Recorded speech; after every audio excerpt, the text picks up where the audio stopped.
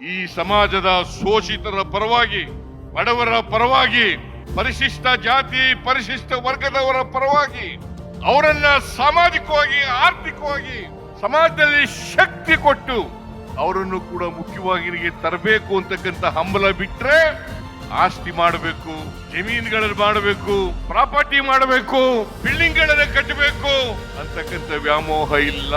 ನಾನು ರಾಜಕೀಯವಾಗಿ ಈ ಸಮಾಜದಲ್ಲಿರ್ತಕ್ಕಂಥ ಬಡವರು, ದಲಿತರು, ಹಿಂದುಳಿದವರು, ಅಲ್ಪಸಂಖ್ಯಾತರು, ಮಹಿಳೆಯರು, ರೈತರು ಇವರಿಗೆ ನ್ಯಾಯ ಸಿಗಬೇಕು ಅಂತೇಳಿ ಹೋರಾಟ ಮಾಡ್ತಾ ಇದ್ದೀನಿ.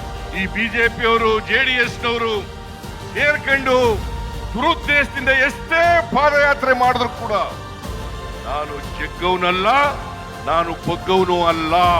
ನಿಮ್ಮ ಆಶೀರ್ವಾದ ಎಲ್ಲಿವರೆಗೆ ಇರ್ತದೆ ಅಲ್ಲಿವರೆಗೆ ನನಗೆ ಯಾರೂ ಕೂಡ ಮುಟ್ಲಿಕ್ಕೆ ಸಾಧ್ಯ ಇಲ್ಲ.